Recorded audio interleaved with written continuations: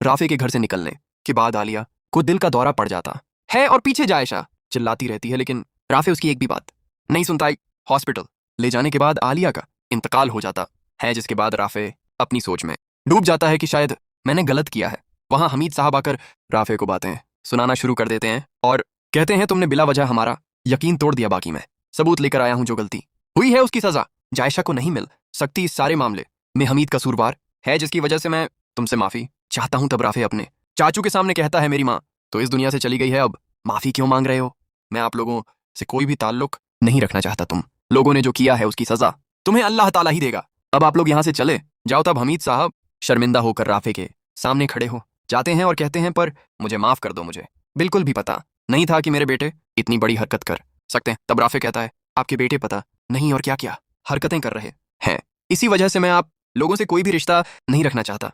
अब आप यहाँ से चले जाइए। हमीद साहब परेशान हालत में जैसे ही घर पहुंचते हैं तो वह अरसलान पर आग बबूला हो जाते हैं और उसे घर से निकाल देते हैं। वह कहते हैं, आज से मैं तुम्हें हमेशा हमेशा के लिए अपनी जायदाद और प्रॉपर्टी से बेदखल करता हूँ। तुम्हारे झूठ की वजह से इतना बड़ा हादसा हो गया। राफे घर छोड़कर चला गया। उसके बाद आलिया को दिल का दौरा पड़ा और उनका इंतकाल हो गया। यहाँ तक कि मुझे उनके जनाजे में भी राफे जाने नहीं दे रहा। सुफियान ये बात सुनते ही फौरन घर से निकलता है और राफे के पास पहुंचकर कहता है, मैं तुम्हारे इस गम में बराबर का शरीक हूं। तब राफे सुफियान से कहता है, मेरी माँ के कातिल तुम लोग हो, अगर माफी मांगनी है तो उससे जाकर मांगो जो आज इस दुनिया में रही नहीं। सुफियान शर्मिंदा होकर कहता है, मुझे नहीं पता था कि अरसलान और मेरी माँ इतना बड़ा खेल खेल सकते हैं। मुझे वाकई इसका कोई इल्म नहीं था। मुझे यह भी अंदाजा नहीं था कि तुम इस बात को इतना सीरियस लेकर इतना बड़ा फैसला कर लोगे, जिसकी वजह से चाची जान की मौत हो जाएगी। तब राफे कहता है, मेरे फैसले से क्या लेना देना?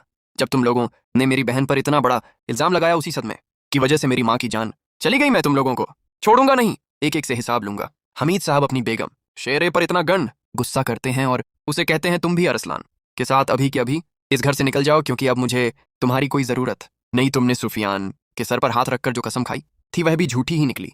तुम्हें जरा भी हया और शर्म नहीं आई। तुमने इतना बड़ा घिनौना काम किया है, जिसकी वजह से आज मेरे भाई की बेगम भी इस दुनिया से चली गई और तुम्हें अपने किए पर जरा भी शर्मिंदगी की नहीं है। तब श्री कहती है, मुझे नहीं पता था कि जो वीडियो बनाई गई थी वो गलत थी, सारा सिस्टम ही गलत था। तब हमीद साहब गण गुस्से में कहते हैं, तुम्हें सब कुछ पता था, अब तुम भी अभी के अभी इस घर से निकल जाओ। तब शरी उनके पांव पकड़ लेती है, लेकिन हमीद साहब गनसे में किसी की एक नहीं सुनते और अपनी बेगम शेरी और अपने बेटे अरसलान। उसके बाद हमीद साहब सुफियान से दोबारा कहते हैं, बेटा मुझे उनके पास ले चलो, इस वक्त मेरा वहां मौजूद होना बहुत जरूरी है, क्योंकि जो भी रिश्तेदार आएंगे मेरी गैर मौजूदगी में तरह तरह की बातें करेंगे। इससे बेहतर है कि मैं वहां रहकर राफे को भी संभालूं। सुफियान ये अपने वालिद को वहां ले जाता है, लेकिन राफे सबके सामने हमीद साहब की भी बेइज्जती कर देता है और कहता है, जब मैंने तुम लोगों को मना भी किया था तो फिर क्यों आए हो? मेरी माँ मर चुकी है, अब तुम लोगों का हमारे साथ कोई भी रिश्ता नहीं है। मेरी माँ ही थी जो हमेशा हमें यही सबक देती थी कि तुम्हारे अब्बू तो इस दुनिया से चले गए हैं, लेकिन तुम्हारे